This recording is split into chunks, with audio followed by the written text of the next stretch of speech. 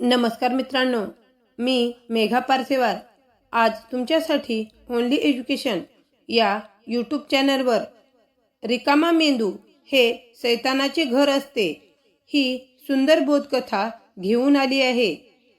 रामनाथ नावाच्या एका व्यक्तीला गावातून शहराकडे जायचे होते। तो खूप गरीब होता आणि तो साधा भोळा सुद्धा होता। त्यामुळे त्याला गावात कुणीही किंमत देत नव्हते। त्यामुळे त्याने शहरात जाऊन काम करण्याचे ठरविले।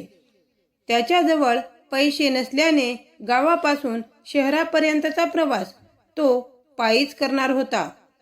त्याला ज्या रस्त्याने जायचे होते तो रस्ता जंगलातून जाणारा होता। त्यामुळे त्याला जंगली जनावरांची भीती वाटत होती आणि त्याच्या पायात चपला सुद्धा नव्हत्या। परंतु दुसरा काही मार्ग नसल्याने त्याने धाडस करून जंगलात प्रवेश केला। काही अंतर गेल्यावर त्याला झाडावर एक माकड दिसले। त्याला पाहताच माकडाने झाडावरून त्याच्या पुढ्यात उडी मारली, परंतु माकडाने त्याला काही इजा केली नाही। उलट त्याने रामनाथला त्याची माहिती विचारली। त्यावर रामनाथने सर्व कथा त्याला ऐकवली। ती ऐकल्यावर माकडाला त्याची खूप दया आली। माकडाने त्याला पूर्ण मदत करण्याचे आश्वासन दिले, पण त्यासाठी त्याला एक अटही घातली। तू मला क्षणभरही कामाशिवाय मोकळे सोडायचे नाही, नाहीतर मी तुला मारून टाकीन।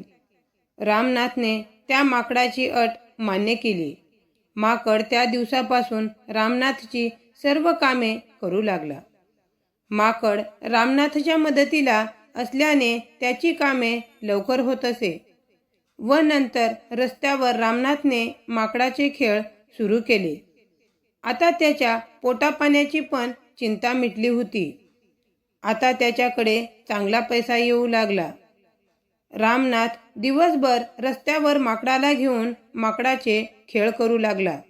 माकड सोबत असल्यामुळे रामनाथचा पण दिवस जात होता आणि घरी गेल्यावर तो रामनाथची सर्व कामे करू लागला।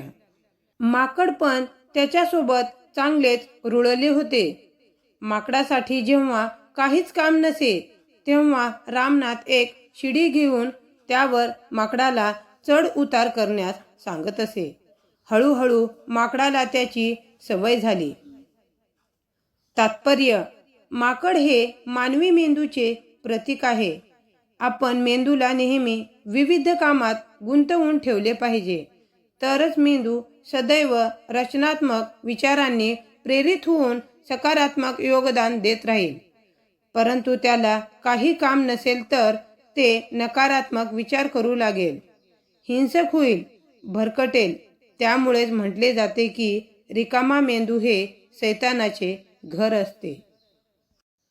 मित्रांनो, असेच नवनवीन आणि सुंदर बोधकथा पाहण्यासाठी आमच्या प्लेलिस्टला नक्कीच भेट द्या। आणि हो, हा व्हिडिओ आवडला असेल तर लाईक, शेअर आणि सबस्क्राईब नक्कीच करा।